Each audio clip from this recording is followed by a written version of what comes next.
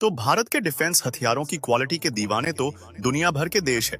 इसीलिए बड़े बड़े डेवलप्ड देश भारत के सामने लाइन लगाकर इन भारतीय हथियारों को खरीदने के लिए खड़े नजर आते हैं। और जो टेक्नोलॉजी भारत के पास अभी तक उपलब्ध नहीं है, उसके लिए भी भारत कई देशों के साथ तालमेल बैठाए हुए है।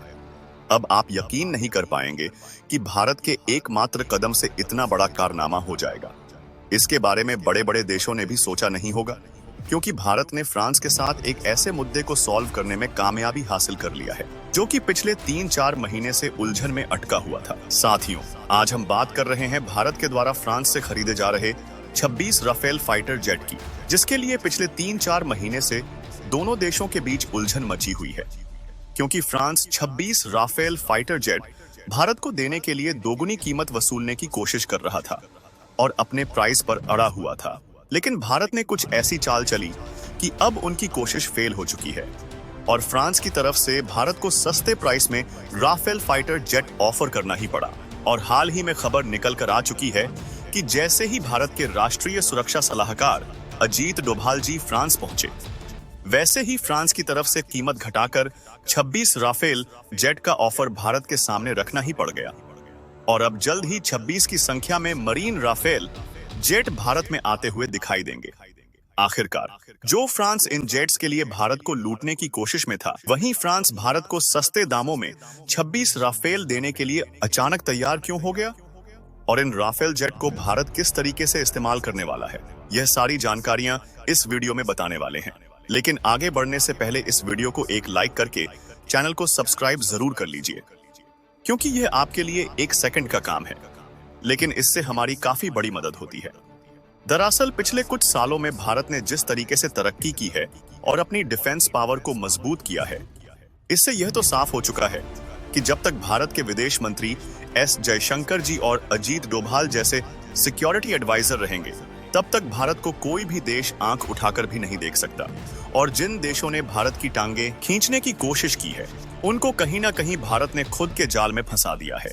हाल ही में भारत जिस तरीके से फ्रांस से सस्ते दामों में 26 राफेल जेट पाने में कामयाबी हासिल कर रहा है, इससे कई देशों की तिरछी निगाहें टिकी हुई हैं और इसमें चीन के साथ साथ अमेरिका भी शामिल है। असल में देखा जाए तो इस समय तो भारत मिलिट्री के मामले में दुनिया का तीसरा पावरफुल देश बन चुका है। लेकिन भारत के पास जो ज्यादातर पुराने फाइटर जेट हैं, वह अपनी रिटायरमेंट के करीब आ रहे हैं और उन्हें बहुत अधिक दिनों तक रिपेयरिंग करके नहीं चलाया जा सकता, अन्यथा कभी भी क्रैश होकर बड़े हादसे का शिकार हो सकते हैं। और आज के समय में भारत को अपनी इंडियन एयर फोर्स के लिए 114 की संख्या में मीडियम रेंज वाले मल्टी रोल फाइटर एयरक्राफ्ट की जरूरत है।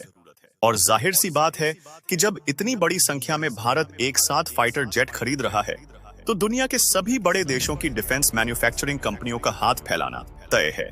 और इसमें 3 देश की कंपनियां ऐसी हैं जो कि आपस में ही लड़ रही हैं कि हम ही भारत को फाइटर जेट बेचेंगे, जिसमें पहली है फ्रांस की राफेल बनाने वाली डसॉल्ट एविएशन, जो कि भारत के सामने राफेल फाइटर जेट खरीदने का ऑफर कई बार पेश कर चुकी है।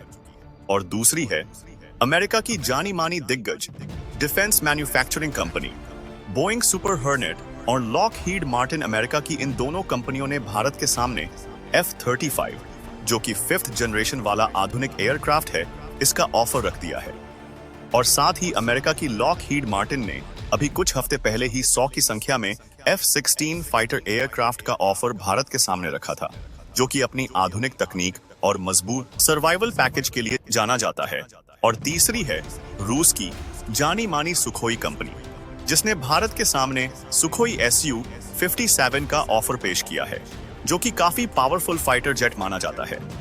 यानी कि कुल मिलाकर रूस, अमेरिका और फ्रांस, ये तीनों देश की कंपनियां आपस में ही लड़ रही हैं कि 114 फाइटर जेट का कॉन्ट्रैक्ट इनमें से किसी एक को सौंप दिया जाए।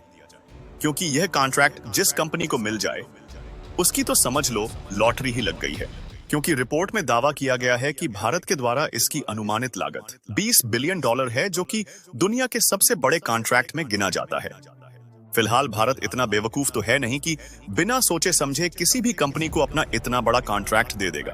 इसके लिए भारत ने शर्त रखी कि जो भी कंपनी भारत को अपने फाइटर जेट बेचें, उनको अपनी टेक्नोलॉजी ट्रांसफर के साथ साथ भारत में प्रोडक्शन यूनिट सेटअप करना होगा।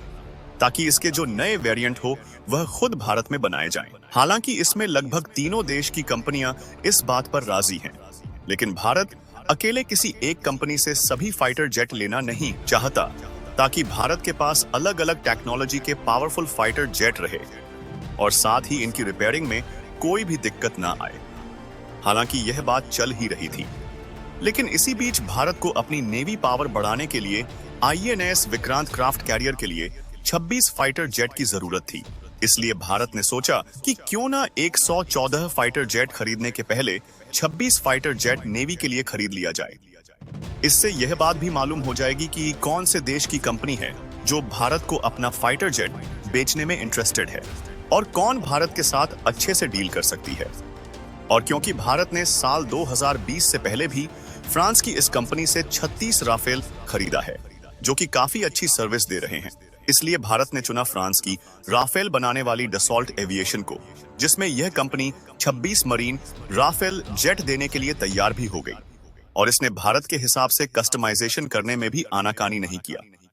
लेकिन समस्या इस बात पर अटक गई कि इन्होंने भारत से केवल 26 राफेल फाइटर जेट के लिए 50,000 करोड़ रुपए की मांग की। लेकिन जब एक्सपर्टस ने इस बात में एनालाइज किया तो यह बात मालूम हुई कि उनके द्वारा मांगी गई कीमत 29,000 करोड़ रुपए ही होनी चाहिए, लेकिन यह भारत से दोगुनी कीमत वसूलने की कोशिश कर रहे हैं।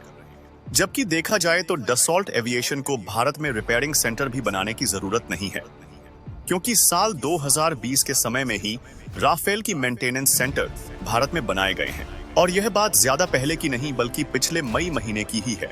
इसके बाद भारत और फ्रांस की इस कंपनी के बीच में काफी ज्यादा नेगोशिएशन चल रहा था और भारत ने यह ठान लिया था कि फ्रांस अगर इसकी कीमत कम नहीं करेगा तो हम इसे बिल्कुल भी नहीं खरीदेंगे, क्योंकि भारत के पास ऑप्शन की कमी नहीं है, बल्कि ऑलरेडी अमेरिका और रूस की कंपनियां लाइन में खड़ी हुई हैं।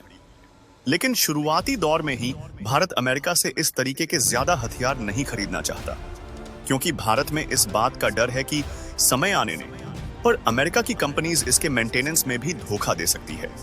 यानी कि भारत वैसे भी फ्रांस से राफेल खरीदना चाहता था, लेकिन भारत ने फ्रांस को यह बात रियलाइज नहीं होने दिया कि हम 26 राफेल को तुम्हारे यहां से ही खरीदेंगे। और भारत ने पिछले महीने जब अमेरिका के साथ बहुत बड़ी डिफेंस डील को फाइनलाइज किया तो फ्रांस को लगा कि भारत की तरफ से मिलने वाला यह कॉन्ट्रैक्ट उनके हाथ से जाने वाला है, तो उन्होंने इस समय भारत के राष्ट्रीय सुरक्षा सलाहकार अजीत डोभाल को अपने देश में बुलाया है। कमाल की बात देखिए कि जैसे ही अजीत डोभाल जी फ्रांस पहुंचे, वैसे ही यह खबर सामने आ गई कि फ्रांस ने अपना सबसे पहला ऑफर भारत को यही दिया है कि हम काफी कम कीमत पर 26 राफेल जेट देने के लिए तैयार हैं। और भारत भी इस बात से बेहद ही खुश है, यानी कि अब जल्द ही INS विक्रांत में तैनात होने के लिए 26 राफेल आने वाले हैं।